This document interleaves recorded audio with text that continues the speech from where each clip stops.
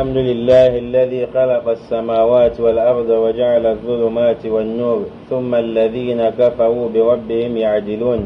الحمد لله على نعمه التي أنعم علينا، وإن تعدوا نعمة الله لا تحصوها.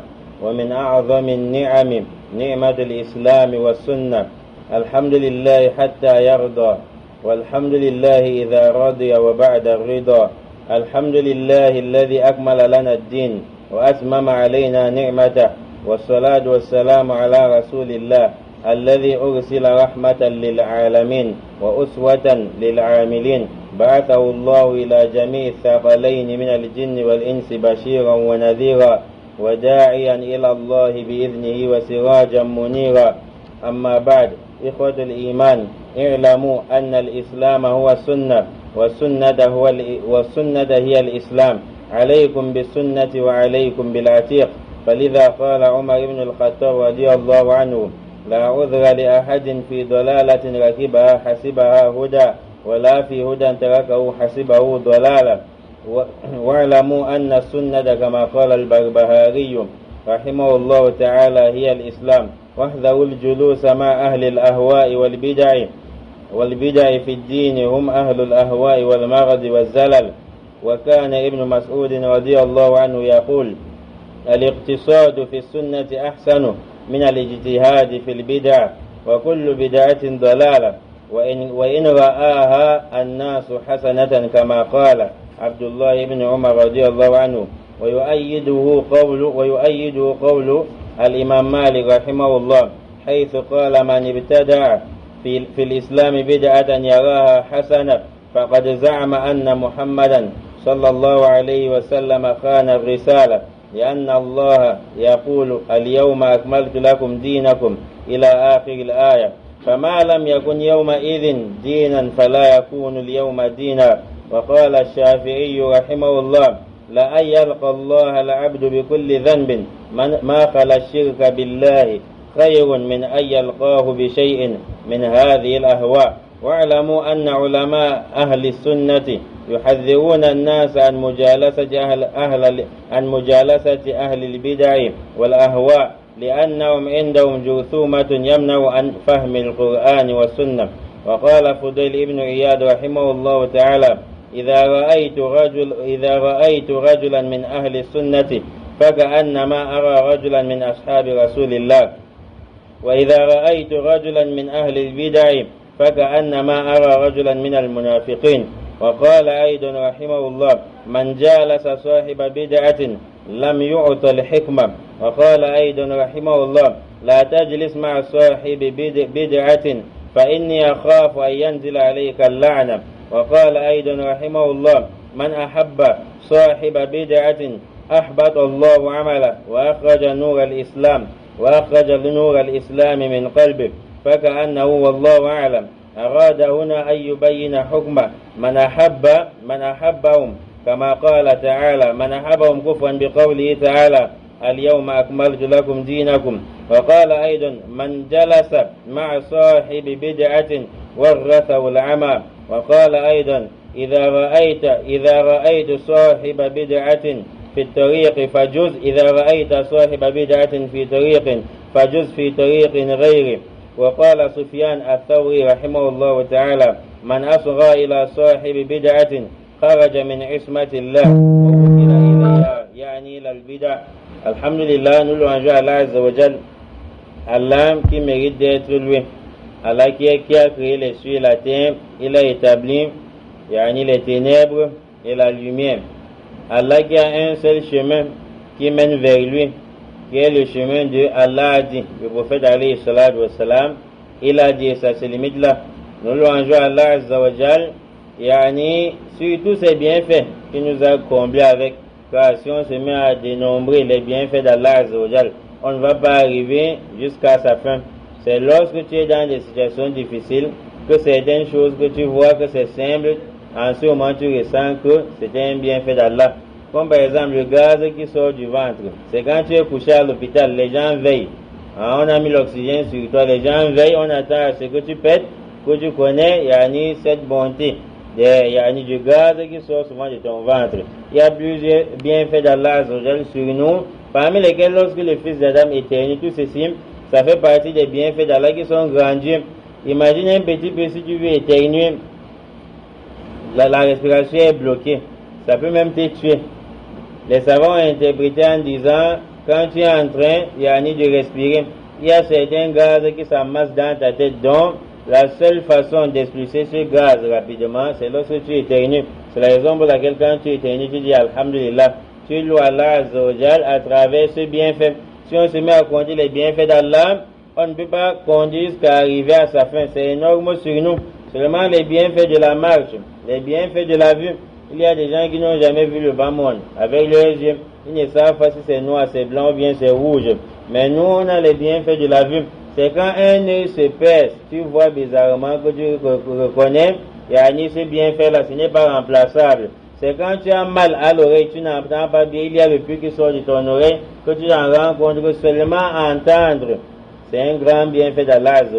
C'est quand une partie manque dans ton corps qu'il faut chercher, par exemple un cadavre ou bien chez autrui pour remplacer sur toi, que ce soit le rein par exemple, que tu reconnais que si on dépièce l'être humain, en morceaux, on va le vendre à des milliards.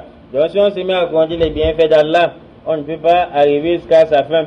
Mais sachons que le plus grand bienfait d'Allah sur le fils d'Adam, c'est le bienfait de l'islam. C'est le bienfait de la sunna. L'islam et la sunna. C'est-à-dire que si tu vis, tu n'es pas musulman, c'est-à-dire que tu as tout perdu. Même si tu es milliardaire sur terre, les gens qui ne sont pas des musulmans, ils ont tout perdu. Et quand tu es musulman et que tu ne sois pas dans la sunna, c'est que tu es sur le chemin, mais tu n'as pas achevé le droit chemin, tu n'es pas sur le droit chemin, car l'islam c'est la sunna. Et la sunna, c'est ça l'islam. La sunna, c'est la pratique du prophète alayhi salatu wa salam, que ce soit ses dires, que ce soit ses actes, ou bien ce que le prophète a vu, il n'a pas interdit aux gens, c'est donc il a accepté, il a agréé. Sachez que la sunna, chers frères en Allah, c'est ça l'islam, et c'est le plus grand bienfait d'Allah Azza wa Jal. Lorsque tu es déjà musulman, nous louangeons Allah Azza wa Jal, qui a fait à ce que nous soyons les gens de la sunna. Allah Azza wa Jal qui fait à ce que nous suivions le prophète alayhi salatu wa salam. Si Allah aurait voulu, c'est qu'il allait faire à ce que tu sois comme ceux qui dénigrent le prophète, qui disent que les hadiths n'existent pas. Mais parmi les bienfaits d'Allah qui sont grandios comme le bienfait de la sunna, Allah Azza wa Jal t'a préservé de cela. Tu ne rejettes pas les paroles d'Allah, tu ne rejettes pas les paroles du prophète, tu ne rejettes pas la sunna du prophète alayhi salatu wa salam. Et nous louangeons également Allah Azza wa Jal qui a parachevé sa religion. Allah a complété parachevé sa religion. Il n'y a rien qui a été omis de la religion sans qu'Allah Azza wa Jal, son prophète, n'apporte une précision dessus. Toutes choses, l'éclaircissement de toutes choses existe dans la religion d'Allah Azza wa Jal. Lorsqu'Allah dit Tibyan li kulli shay, il a révélé ce livre Tibyan li kulli shay qui donne l'information sur toutes choses. Le Coran n'a rien laissé ainsi que la sunna du prophète alayhi salam. Ces deux livres n'ont rien laissé, que ce soit sur la vie de l'être humain, que ce soit sur les animaux, que ce soit sur comment vivre avec un voisin, un mauvais voisin, un bon voisin, que ce soit sur comment vivre avec un mécréant, un musulman comme toi. Allah et son messager, ils ont parlé dessus. Et jusqu'à cela, nous allons comprendre qu'Allah ne peut pas parler sur comment vivre avec le voisin, comment vivre avec autres, les animaux, ainsi de suite, sans toutefois nous parler de ce qui va nous donner le bonheur auprès d'Allah Yawm al-Qiyamah. Ça veut donc dire que s'il y a quelqu'un aujourd'hui qui observe une innovation disant que ça c'est une bonne innovation, une bid'a hasana, sache donc que tu es malheureux. Étant musulman, tu es malheureux. Donc les gens de la bid'a, les innovateurs, ils sont malheureux lorsqu'ils portent le nom de musulmans. Ils ne suivent pas la sunna du prophète alayhi salatu wa salam. Si maintenant le prophète parle, on met sa parole de côté, on met les pratiques de côté, à quoi sert donc le fait d'avoir envoyé le prophète alayhi salatu wa salam? Ça c'est aussi la parole de Cheikh Abdul Razak al-Badri. Il dit si maintenant chacun apporte sa part d'innovation, il dit voici une bonne innovation, à quoi sert donc la venue du prophète alayhi salatu wa salam sur terre? Car il y a des gens aujourd'hui, comme le mois de Ramadan est déjà passé, ils vont croire qu'ils ont jeûné avec foi et conviction. Peut-être parce qu'ils ont beaucoup lu le Coran, alors que le Ramadan est entouré de bid'a, le Ramadan est entouré de quoi? De beaucoup d'innovations. Il y a des gens sur la prière, on voit les innovations, sur le jeûne, les innovations, le hajj, les innovations, tous les piliers de l'islam. On voit les innovations. Voilà la période du hajj qui est en train de s'approcher. Vous allez voir que les gens vont coudre des uniformes, les thèmes, tout genre. Avant même d'arriver ici au Cameroun, il appelle pour savoir si on a déjà arrangé, on a bien arrangé l'entrée de chez lui. Est-ce que c'est comme ça que le prophète alayhi salatu wassalam, il faisait le hajj? Tout maintenant marche avec l'innovation. Au début du jeûne du mois de Ramadan, il n'avait de kada au Ramadan. Tout ça, le prophète n'a pas fait. Après, tu vas dire que tu as jeûné avec foi et conviction. Sachez que si tu ne suis pas les règlements du prophète, c'est que tu vas tout perdre, même si tu as adoré Allah Azza wa Jal. C'est la raison pour laquelle l'imam Barbahari, il dit, sache qu'Allah te fasse miséricorde, que l'islam, c'est la sunna. Être musulman, c'est être parmi ceux qui suivent les règles du prophète alayhi salam, la sunna du prophète alayhi salam. Et sache donc que la sunna, lorsque tu cramponnes sur la sunna, c'est ça l'islam. C'est-à-dire, dire, si quelqu'un a l'islam comme religion et il n'est pas dans la sunna, et toi tu as l'islam comme religion étant dans la sunna, c'est-à-dire que c'est un peu comme deux personnes dont l'un a un billet de 10 000 qui est le vrai billet, et l'autre a le billet de 10 000. C'est 10 000 partout, avec les mêmes numéros qui est le faux billet. Mais on n'a pas mis quelqu'un en enfer. Non. L'imam Barbahari, lorsqu'il a dit cela, Omar ibn al-Khattab, radiyallahu anhu, il dit, il n'y a aucune excuse à ceux qui sont demeurés, qui ont demeuré dans le faux, dans l'égarement, croyant que c'était la droiture. Et ceux qui ont abandonné une droiture, c'est disant que c'était l'égarement. Car le Coran a déjà été révélé. Le prophète est venu, il a transmis le message. Tant pis pour toi si ton islam, ta manière de faire, ton jeûne, ta prière, ça ressemble à celle du prophète, ça ne ressemble pas à celle du prophète. Lorsque tu as le Coran et la sunna avec toi. Ibn Mas'ud, radiyallahu anhu, il dit, le fait de se cramponner sur la sunna, se limiter sur la sunna, c'est-à-dire que tu ne fais pas beaucoup. Tu fais un peu parmi les bonnes œuvres, mais tu t'es limité sur la sunna. Que de faire beaucoup ayant mélangé avec la bida, il dit, fais le peu en te limitant sur la sunna, la manière de faire du prophète, alayhi salatu wassalam. Il dit, ahsan, ceci est meilleur que de faire beaucoup d'efforts dans la bida. Non, que de faire beaucoup d'efforts dans la bida, les innovations. Vous allez par exemple voir les gens, lorsqu'ils veulent adorer Allah, ils veulent que ce soit une chose grandiose auprès des gens. Allah Azza wa Jalla, une chose peut-être grandiose auprès de lui lorsqu'elle est courte. Regardons par exemple dans la sourate Al-Kahf qu'on lit le vendredi, des gens de la caverne, ils avaient lu une invocation qui n'atteint pas une ligne du Coran. Rabbana atina min ladunka rahma wa hayyi lana min amrina rashada. Leur invocation est terminée. Cette petite invocation, ils n'avaient pas besoin de faire à ce que les invocations, les récitations soient grandioses avant que cela n'est pas Allah Azza wa Jal. Ils ont lu une très courte invocation, mais regardez ce qui s'est réalisé. Allah Azza wa Jal dit, ils ont dormi 309 ans, ils n'ont eu aucun problème. Ils n'ont pas eu de problème des yeux. Allah dit, si toi Muhammad, tu te retrouvais là-bas, c'est que tu allais croire qu'ils étaient éveillés. Allah Azza wa Jal dit, tu vas croire qu'ils sont éveillés alors qu'ils sont en train de dormir. Les petites invocations que tu vois en quelques termes, en quelques mots, Allah Azza wa Jal dit, il est tourné de gauche à droite. Allah Azza wa Jal dit, il dormait, les yeux étaient ouverts pour ne pas avoir de problème au niveau des yeux bien après. Allah Azza wa Jal maintenant il a fait ce qu'il dort pendant 309 ans parce qu'il y avait les associateurs dans les cités qui voulaient obliger les gens à associer Allah Azza wa Jal. Ils ont dormi 309 ans. Pourquoi Allah n'a pas fait ce qu'il dorme un mois après il se réveille? Il dorme une semaine après il se réveille. La sagesse qui se cachait dedans, c'est quoi? C'est que c'est parce qu'il se réveillait, c'est qu'ils devraient ressentir la famine et ça allait les menacer. C'est la raison pour laquelle lorsqu'ils ont passé 309 ans, au moment où ils se réveillent, ils ont envoyé quelqu'un pour aller chercher la nourriture. Donc une invocation à faire ce que ce sommeil soit ce qui va empêcher la famine sur eux. Allah dit quand le soleil se lève, ça ne les atteint pas. Au moment du lever, au moment du coucher. Donc je voulais nous faire comprendre dans cette petite histoire qu'ils ont fait une courte invocation. Allah n'a pas besoin qu'on fasse une chose grandiose auprès des gens. C'est la même chose lorsque des défunts meurent, par exemple, les gens s'entassent sur des innovations qui ne vont pas leur servir auprès d'Allah. Tu vois quelqu'un, il est endetté en désordre. Mais on préfère plutôt renverser le bœuf. Qu'on ait écarté l'humilité dans la concession. On préfère renverser le bœuf. Wallah, sachez que celui qui a fait Sadaka, il a remboursé la dette du défunt avec 1000 francs. Auprès d'Allah, il dépasse celui qui a renversé le but de Dieu 150 000. Pourquoi? Parce que même l'héritage qu'il faut partager, Allah dit même pas, l'héritage doit être effectué, le partage doit être effectué lorsqu'on a exécuté le testament et lorsqu'on a remboursé les dettes. C'est-à-dire que même le partage d'héritage qu'Allah a enseigné dans le Coran, Allah interdit cette exécution jusqu'à ce que les dettes soit remboursé. Le prophète alayhi sallam ne priait pas sur les endettés. Mais regardez aujourd'hui, tu vas voir les gens en masse. On marche avec les cahiers. Lorsque quelqu'un était à l'hôpital, on dit, j'ai vu des cas comme ça, on demande de donner l'argent peut-être de 500 000. Plusieurs personnes n'ont pas pu donner jusqu'à 30 000. Et quand la personne est morte, voilà maintenant que les gens sont en train de tirailler. Ceci indique que l'innovation, ça a vraiment envahi les gens jusqu'au point où ils n'ont pas la vision de droiture. L'innovation ne sert à rien.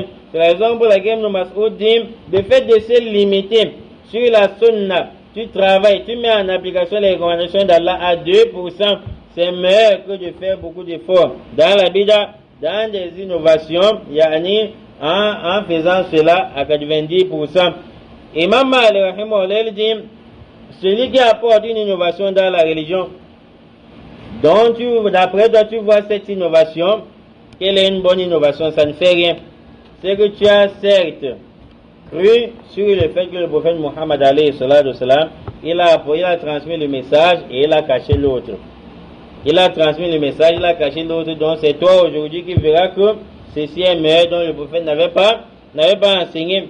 Il dit, car Allah dit aujourd'hui, c'était le jour du vendredi, le jour de Arafat. Allah dit aujourd'hui, je vous ai parachevé la religion. Et si les innovateurs comprenaient la langue arabe, ils devraient savoir qu'il n'y a même pas de bid'atun hasana. Regardez quand Allah veut dire, il a parachevé la religion et il nous a comblé de ses bienfaits. Il dit, il n'a pas dit wa akmaltu alaykum ni'mati. Al-yawma akmaltu lakum dinakum wa atmamtu alaykum ni'mati. Sur ad-din, la religion, il a utilisé le mot akmala. Et sur an-ni'ma, les bienfaits, il a utilisé atamma. Atamma, c'est compléter quelque chose et cette chose peut être encore complétée bien après. Mais akmala, c'est le fait de compléter jusqu'à ce qu'on n'ait plus besoin de le compléter après. C'est la raison pour laquelle on a traduit en français, au lieu de dire compléter la religion, on a dit parachever la religion. C'est-à-dire qu'on dit il n'y a plus rien. Il n'y a plus rien à dire. Tant pis pour toi si tu demeures dans l'innovation. L'imam Shafi'i, il dit, si le serviteur d'Allah rencontre Allah Azzawajal avec tout autre péché en dehors du shirk, avec la fornication, le vol de lumière, l'imam Shafi'i dit, c'est mieux de mourir dans cet état. Tu rencontres Allah avec la fornication. Je ne demande pas au fornicateur, il dit merci imam. Avec la fornication, le vol et autres, que de rencontrer Allah Azzawajal avec la bida et l'innovation. Pourquoi? Parce que ton cas est grave. Tu as changé, tu as modifié sur terre la religion du créateur de l'univers. Lorsqu'Allah dit, verset 16, dans la sourate Al-Hujurat, dans la page 517, Allah dit, êtes-vous en train d'enseigner votre religion à Allah? Tu es qui pour apporter des propositions dans la religion d'Allah? Imam Shafi'i dit, c'est mieux de rencontrer Allah avec tout autre grand péché que de rencontrer Allah Azzawajal, avec l'innovation. Car c'est venu dans les hadiths, les gens qui seront refoulés, repoussés au Al-Qiyamah sur le bassin du prophète.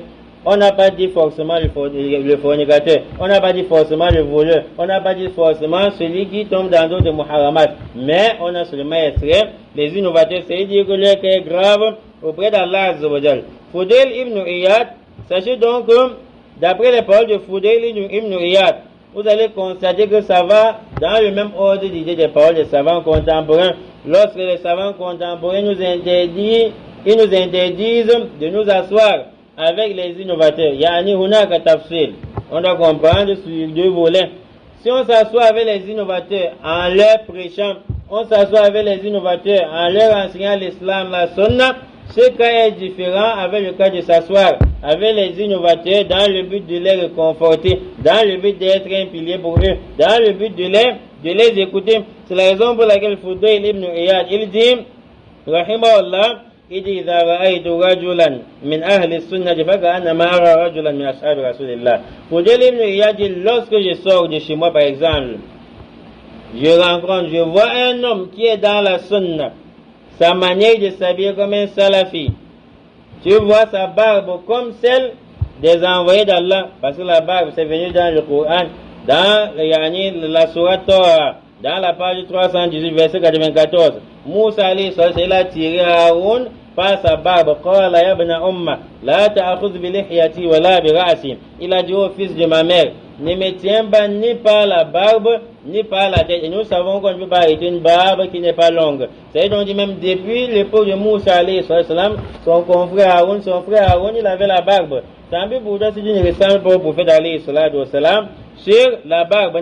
Il dit lorsqu'il voit un homme de la sunna, son cœur est apaisé. C'est comme s'il avait vu l'un des compagnons du prophète alayhi salam. Ça c'est Nourul Iman, Nourul Iman, la lumière de la foi dans le cœur. Chacun va faire l'expérience. Quand tu as la foi dans le cœur, même une femme qui s'est voilée, tu ne sais pas si elle est belle ou laide. Tu ressens un amour vers cette femme, qui est voilée. Le simple voile. Quand tu as la lumière de la foi dans ton cœur, tu as un amour pour elle comme ça. Même si tu ne la connais pas, même si elle n'est pas belle, tu ne connais pas son visage. C'est la même chose avec les hommes de la sunna. Quand tu sors, tu observes un homme qui ne parle que sur Allah a dit, le prophète a dit, ces limites-là, tu ressens une paix du cœur. Et il continue en disant, lorsque je vois maintenant, je rencontre sur mon chemin un homme de la bida, c'est comme si j'avais vu l'un des hypocrites. Et il faut dire, il disait encore, celui qui s'assoit avec les gens, les innovateurs, celui-ci n'aura pas al-hikmah, celui-ci ne va pas avoir la sagesse. Pourquoi? Parce que les innovateurs, ils prennent souvent des versets, ils donnent des sens qui n'ont pas un lien avec ce verset. Ils prennent souvent des hadiths, ils donnent des sens qui n'ont pas un lien avec les hadiths. Un innovateur peut vouloir te soutenir la zakat. Après, pas dire réciter un innovateur, ces choses sont wassa. C'est la raison pour laquelle Fudayl ibn Iyad dit, à chaque fois que tu vas t'asseoir, persister avec les innovateurs, sache donc que Allah va te priver de quoi? De la sagesse. Tu vois quelqu'un, on lui dit, depuis 40 ans que tu vas chez les marabouts, ça t'a déjà remporté quoi? Et c'est clair, même la logique, ça s'explique logiquement. Depuis 40 ans, tu as vu quoi chez les marabouts? Ta vie n'a pas changé. Tu lui dis même, mais voici, je ne suis jamais allé chez les marabouts, mais j'ai vu mieux plus que toi. Quand tu lui dis ça, tu dis, laisse. C'est parce que le malheur n'était pas encore atteint. C'est-à-dire, tu lui apportes tout genre de sagesse pour comprendre la chose. Il ne comprend pas. À chaque fois que tu vis avec les innovateurs, Allah a donné des prives de sagesse. Aqulu ma tasma'un wa astaghfirullah li wa lakum fastaghfiruhu innahu huwal ghafurur rahim.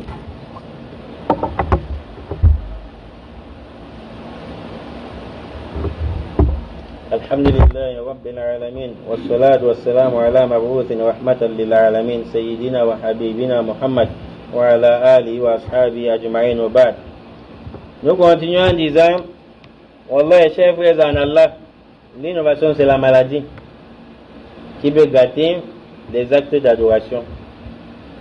Le prophète a dit, Man amila amala laysa alayhi amruna fahuwa rad. Celui qui met en application un acte qui ne provient pas de l'ordre du prophète, ça sera rejeté.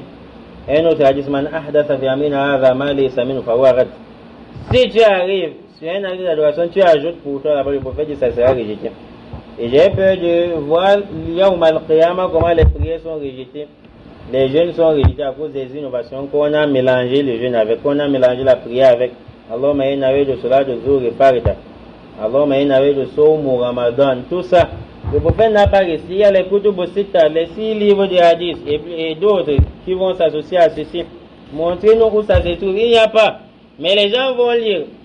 Les gens vont lire. Même le prophète qui était plus éloquent que moi, tout le monde ne l'avait pas suivi. Mais à la kulli hal, Fudayl ibn Iyad, il dit encore, Man ahabba sahiba bid'atin. Il dit, la tajlis ma sahib bid'a. Ne t'assois pas avec un innovateur. J'ai peur à ce que tu ne t'assais avec lui et que la malédiction d'Allah tombe sur toi. Pourquoi la malédiction? Parce que il est en train de changer la religion d'Allah, la parole d'Allah. Ça peut susciter sur vous la malédiction d'Allah. Et il dit encore, il ne faut pas t'asseoir avec les gens de la bida, ni les aimer. Il dit celui qui aime un innovateur, Allah détruit ses œuvres. Et la lumière de l'islam, ça va quitter de son cœur. Lorsqu'il dit Allah détruit ses œuvres, on a un catastrophe là, il donne. La destruction des œuvres, c'est quand une innovation ou bien un acte atteint le degré de la mécréance. C'est-à-dire, si tu t'assois avec un innovateur, tu as la certitude qu'Allah a parachevé la religion, tu aimes un innovateur, avec tout ce qu'il fait comme une innovation, tu vois que c'est normal, c'est en ce moment que tu deviens mécréant. Pourquoi? Parce que l'innovation devient mécréance lorsque tu sais clairement qu'Allah a parachevé la religion. Beaucoup de ayats, de bayinat, sont parvenus à donner l'éclaircissement. Tu sais qu'on ne doit rien apporter dans la religion d'Allah, mais tu apportes, tu te détournes sur l'éclaircissement qu'on a donné sur ce verset. Sache qu'en ce moment, la bida peut devenir une bida d'une mukaffara, une bida qui fait à ce que tu deviennes mécréant, ou que tu deviens mécréant. Pourquoi? Parce que tu t'es détourné de la parole d'Allah. Allah dit, man azlamu mimman dhukira bi ayati rabbi thumma arada anha. Et il dit encore, yani man jalasa ma'a sahibi bida, celui qui s'assoit avec un innovateur. À chaque fois on te voit avec des innovateurs, tu t'assois avec eux, waratha wal ama, c'est que yani al-ama, on appelle ça comment? Al-ama, quand quelqu'un perd la vue, c'est que tu seras envahi par cela. Voilà, c'est que tu seras aveuglé. Celui qui s'assoit, il persiste avec les innovateurs, c'est que tu seras aveuglé. Le premier jour, tu t'assois, il va injecter un virus sur toi. Deuxième jour, il injecte un virus. Troisième jour, il injecte un virus. Quand il injecte les virus sur toi avec la bida, tu seras aveuglé. Et tu entres dans le verset, et il y aura au cours de la ayah. Allah dit, s'il voit même tous les signes. Tous les signes d'Allah, nous ne vont plus croire. Il y a des gens, ils sont tellement envahis par la bida, tu apportes le verset coranique, comment? Ils n'acceptent pas. Jusqu'à ce que d'autres avaient même dit que le prophète était telle et telle chose. Lorsque le prophète n'a jamais été. La bida aveugle. Quand tu vois les gens de la bida, la finalité c'est souvent dans la mécréance, le coffre, la magie. Ça commence petit à petit, tu vas voir la bida, ça va atteindre le degré de magie, le degré de coffre. Tantôt lorsqu'on récite là, autour de la Bible, là, les anges descendent. Qui t'a dit que l'ange descend? Le prophète n'a même pas fait ça. Et toi, tu viens dire que l'ange descend lorsqu'on est en train de réciter autour de cet abîme. Et il dit encore, il dit, lorsque tu vois un innovateur venir sur un chemin, change ce chemin, tu prends un autre chemin. Une manière de dire, il ne faut pas avoir beaucoup de contact avec des gens de la bida, sauf si, par exemple, lorsque tu as du contact avec eux, tu as la force, la capacité, de les dominer. Soufiane al-Thawri, rahimahullah, dit, celui qui prête son oreille pour écouter ce que l'innovateur dit, va sortir, sort de la protection d'Allah Azzawajal et tu seras lié à eux.